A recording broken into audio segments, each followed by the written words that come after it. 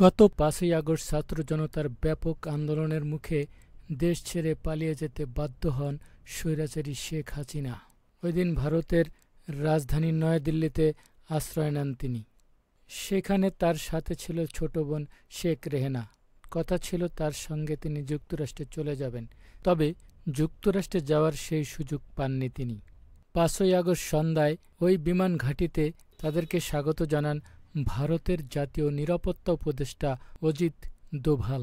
তার পরদিন ভারতের পররাষ্ট্রমন্ত্রী এস জয়শঙ্কর দেশের পার্লামেন্টে জানান, ভারত সরকারের কাছে শেখ হাসিনা সাময়িকভাবে এদেশে আসার অনুমোদন চেয়েছেন এবং তা মঞ্জুর হওয়ার পরেই তিনি ভারতের মাটিতে পা রেখেছেন। সেই থেকে শেখ হাসিনা ও তার ছোট বোন শেখ রেহেনা ভারতেই আছেন। বিভিন্ন সূত্র থেকে জানা যাচ্ছে, দিল্লির উপকণ্ঠে একটি আবাসিক বাহিনীর অতিথি নিবাস বা সেফ হাউজেই দুই বোনকে একসঙ্গে রাখা হয়েছে। তবে এই মুহূর্তে তাদের ঠিকানা কি সেটি সরকারিভাবে এখন পর্যন্ত প্রকাশ করা হয়নি। হাসিনা ঠিক কোন ইমিগ্রেশন স্ট্যাটাসে ভারতে আছেন সে ব্যাপারে ভারতীয় সরকার এখন পর্যন্ত কোনো বিবৃতি বা পরিষ্কার করে কিছু বলেননি।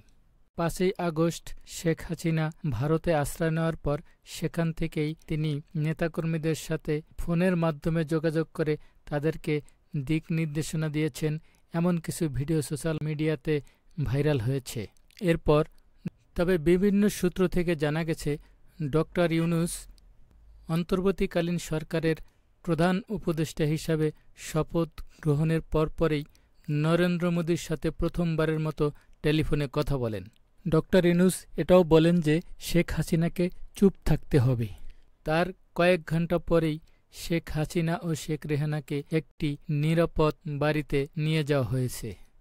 শেখ হাসিনার যোগাযোগের জন্য সকল মাধ্যমেই বন্ধ হয়ে যায়। তারপর থেকে তিনি আর কারোর সঙ্গে যোগাযোগ করতে পারেননি।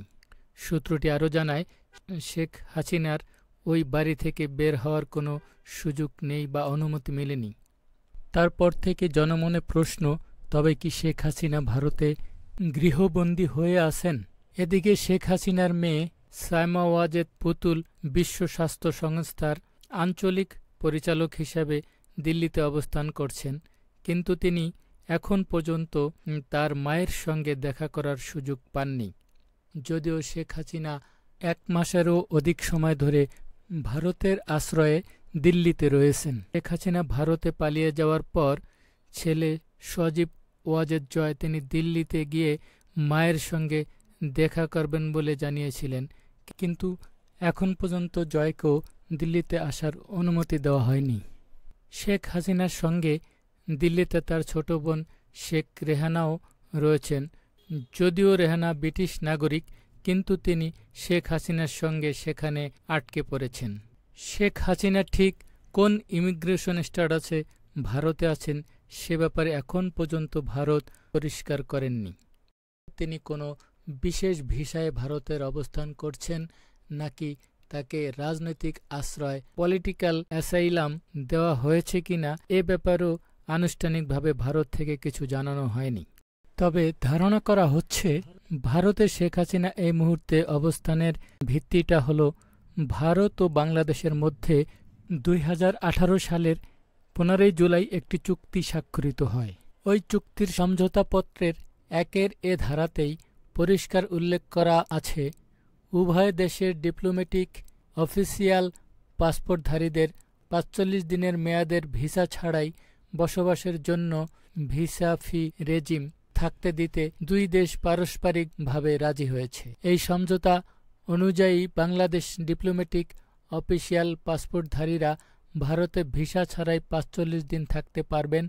আবার অন্যদিকে ভারতের ওই বিশেষ ধরনের পাসপোর্টধারীরা বাংলাদেশেও ঠিক একই সুবিধা পাবেন। প্রসঙ্গত, রাষ্ট্র বা সরকারের যে পদাধিকারীদের কূটনৈতিক বা সরাসরি সরকারি কোনো প্রয়োজন বিদেশে সফর করতে হয়, তাদের এই ডিপ্লোম্যাটিক বা অফিসিয়াল বা সার্ভিস পাসপোর্ট ইস্যু করা হয়ে থাকে।